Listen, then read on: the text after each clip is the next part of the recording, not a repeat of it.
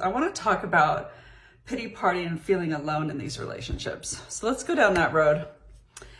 I moved here to live separately together with my partner, and I have moments, and it's when I'm tired, it's when I'm overworked, it's when I don't feel good. So you go through these questioning yourself all the time with your guys, with the Cassandra syndrome and them being autistic, or do they have the comorbid narcissist and we're constantly questioning our sanity and what we're what we're trying to figure out.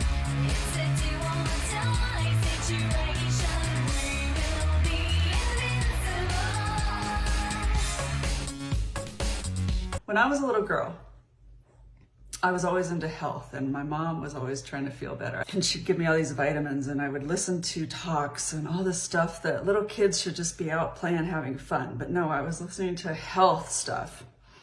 And it was a man, it's always our mental affects our health. And a man was saying about loneliness is like a killer. It's like the silent killer. It can cause different things I don't even want to mention. And I thought when I was a little girl, I'm having a hot flash. How lovely. I'm going to keep going. Okay. Oh my gosh, that's a good one. She told me, where was I? I'll have to edit this out. Oh, no. Okay, hot flash. Hot flash, please go away right now. Come on. Give me a break, body. I just need you to work. Right now, I have something really important I want to say. I thought, I'll never be alone. What is that? That doesn't exist. I still can see that little girl in the car with my mom listening to some tape cassette or something back in the day, and about loneliness can cause all this illness and all that. And I thought, well, I never have to worry about that. I'll never be alone. Never. I am so alone. My book title is about lonely. I am so alone, and it hits me daily when I'm living separately from him. And I honestly, it's not a trauma bond thing. It's not wanting to be with him. Totally detached. I've gone through all that healing. But like, I had a Zoom call today, and it was just an hour long, and it was from this wonderful person who's on YouTube, and I'll leave her information below. She's called Laugh Lines and Life Lessons, and I just love her to pieces. And she has her private group when we get on these not calls, and we get on this. That hot flash is doing me in. We get on the live chats, for the club. It's really great. Check her out. I just always feel this abandonment after the group's over. And today I was just really struggling. Like, I'm so tired from working. So anyway, I keep going back to my health today. I apologize. I'm talking about loneliness. Keep it together, Diana. Loneliness. So what's the feeling like? The feeling is this, for me, I want to run. I want to run and find, either I'm trying to run to find my mom, who is past 2009. I keep running to find that person. And especially when I'm around people that have a loving relationship or have that I don't have. There's this feeling of, oh my gosh, I really messed up. I have to leave him. I have to find that person. I always have that person there to just sit down, watch a movie, relax, talk about the day. And I guess what I'm saying to you, if you're a Cassandra sister, if that's something you really want, you're not going to get it with your person. And there are lovely neurodiverse relationships. We talk about it all the time. There's always going to be that, I'm going to hold it together, darn it. There's always going to be that issue. And, it's okay to cry on YouTube, but I know that when I chose to do this, I had a therapist and she wasn't good for us after about 2 years. She really just thought we would just have this wonderful retirement, wonderful relationship no matter what. And she just couldn't understand how I said, this is not a relationship. This is like a caregiver. And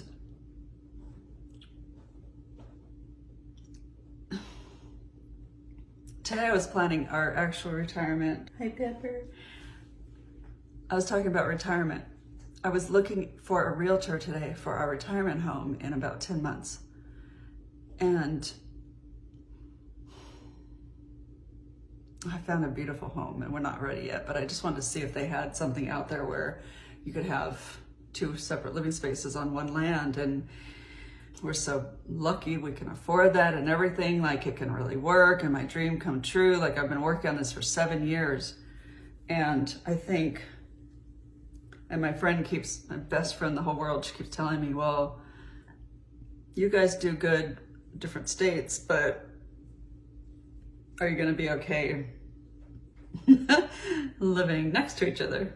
And I still feel in my heart that we are, but I'm still coming home to my home and closing the door and nobody's there. Even when I finally have my dream that this is going to work with him,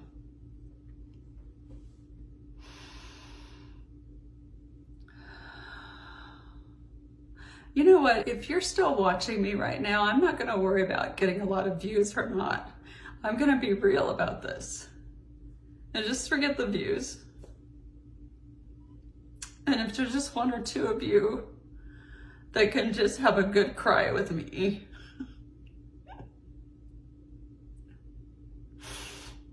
that you wonder, how did you get yourself into this? You go through all the therapy, you go through all the whatever it is, and these tears are from, I'm tired, but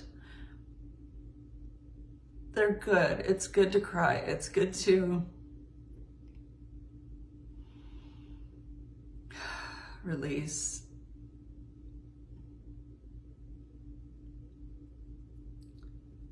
I'm having a pity party.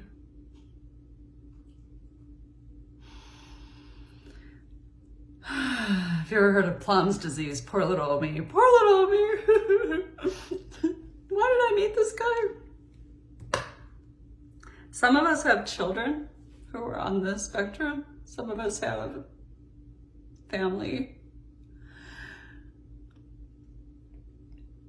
Some of us have health issues.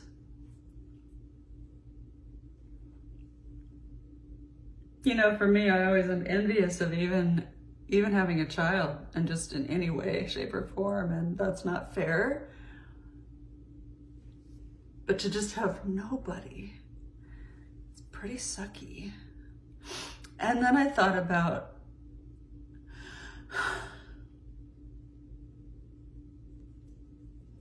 if I could have a roommate and live next door to him and have a roommate. That would do it, you know. It'd be somebody to, oh, my eyes are burning. It'd be somebody to do things with. You know, I don't think we're meant to be alone, but have you ever felt envious of your partner? Mine is just so happy being alone. No problem with it at all. He wants me there, but just there. Just there to do things when he needs. But there's no need for communication and maybe you're that person even without autism. Maybe you just like living alone. I wish I did. And I've made a mistake. And the reason I kept talking about my health is that you stay in these relationships for reasons. I have legitimate health issues in why I stay. And at 55 years old, you just get to a point. So let's look at the positive. I don't have pity party for long. You weigh the odds, the pros and cons. And for me to live with him, this is a moment for me to live with him in separate housing and be alone in this house. I know that there's going to be moments like this, and it's when I'm tired. And it makes me think to take care of my body more. And it makes me think about how this is not the end of end. I don't know what's going to happen tomorrow. It's so important to stay on that track where, okay, this is today. Have a good cry, go to sleep. Tomorrow's a new day. And that the decision I made, I know it's solid. I know in my heart that it is something I have to do. There's another aspect of Cassandra syndrome that we may get into this cycle of, if I just do this, it'll be better. If I just do that, it'll be better. If I just do that. But remember that there's not going to be that reciprocity. There's not going to be that person that sits down and you talk about things and talk about life and talk the emotional stuff, and you see a movie that's really emotional and you both love it and you talk about it and you cry together and all that stuff. Most likely is not going to be with your guy. Unless you have a very, very unique autistic man that was maybe, I don't know. I'd like to hear in the comment if your man can do that. I haven't heard it with Cassandra sisters at all. There's different levels of talking too much, not talking, but it's always about their own world. There's not, hey, how did you feel about that?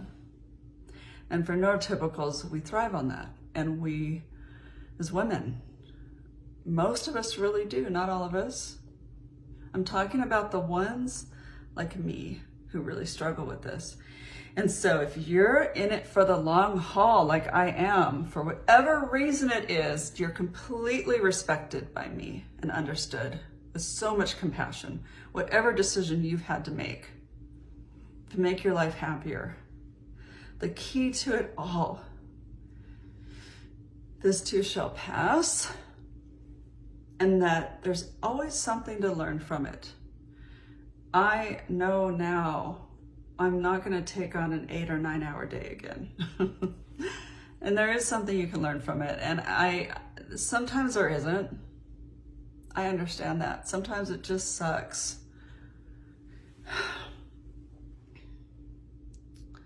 There's always something you can do and plan and figure out. That's what I believe in my heart and soul. I know that things that go on in this world with these crazy humans that is us, that we can thrive no matter what situation we're in. It's what we're thinking about that matters. And so when I get off that Zoom call, if you get done with a party and you come home to just this, either a man who won't talk to you or you're by yourself, when I get done with this video, what am I gonna do? I'm gonna brush my teeth and get ready for bed and go to bed. And I may take a melatonin, like just really take care of myself and let all of this wash away. Maybe have a good cry again. Because it's that end goal that's so important. And to have that up there, and I have that with this new adventure with living next to each other, and see what happens then. Because I know if I would stop moving and giving myself time to find community and find people, will I have the energy to do that and work? I don't know. Will I just build my YouTube channel and have Zoom calls and be with Cassandra sisters? Maybe. I know at the end of the day, I'm gonna go to bed alone. And to constantly remind myself, this is just part of it. It's something I don't like. And it's gonna always be okay. And there will be great days where I am really happy or worn out from a great talk with a Cassandra sister and I just fall asleep and it's okay. And there's days where I feel good physically, mentally, and to look forward to those days, but also really give yourself grace when you're having really bad days. So that's all I'll say. I feel like I'm starting to do this thing, not wanting to leave, because I don't even want to stop talking to myself right now, because that means that I have to be alone and go brush my teeth and go to bed and do that thing. I'm having a really hard time. But this is not the norm. I'm usually pretty good. I'll feel it. I'll feel that aloneness. I'll feel like, hey, this happened to me and I want to tell somebody and maybe nobody's available. It's okay, I write it down, I get on YouTube. And then I get like 5 views. But my goodness, that's 5 people. That's pretty amazing. So I'm not gonna worry about that anymore. It's something about YouTube creators that we're just worried about that number, how many times I check, how many today have, and you just keep doing it.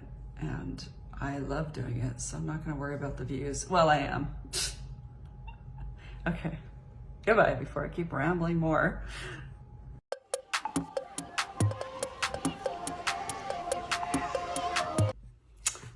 A wonderful listener told me that I would never have a pity party, that she knew, listening to me, there wouldn't be no pity party coming from me. I loved her comments so much. I printed it out. I'm gonna frame it and put it on my wall. It was so inspiring, and thank you for that if you're listening. And thank you for being someone who leaves beautiful comments. I really appreciate it. If you're listening to me for the first time, or if you're listening to me several times later, if you haven't subscribed, please do so and support this channel that I'm really trying to bring awareness to Cassandra syndrome. And hey, Rainbow, I just have this thing where I hide their food. And it's kind of backfired because now they don't want to eat from their bowl. They just want me to hide it in little places around the house. It's like hunting. They're so cute. Do you find it, Pepper? So that's keeping them preoccupied right now. But one of my pity parties is my health and finding out I have the Ehlers-Danlos on top of the fibromyalgia and all this stuff. And I listen to people with really extreme Ehlers-Danlos, and oh, my heart just goes out to them so much. And I can't even imagine, because I can do stuff. I just can't work a lot. I get really fatigued. This has been going on my whole life. And I don't want to go into the health things. I have moments, and it's when I'm tired, it's when I'm overworked, it's when I don't feel good. My eyes are swollen. I have this skin problem going on. I just don't feel good. We go through it. Uh-oh, now they're having zoomies. Oh no. So you go through these questioning yourself all the time with your guys, with the Cassandra syndrome and them being autistic, or do they have the comorbid narcissist and we're constantly questioning our sanity.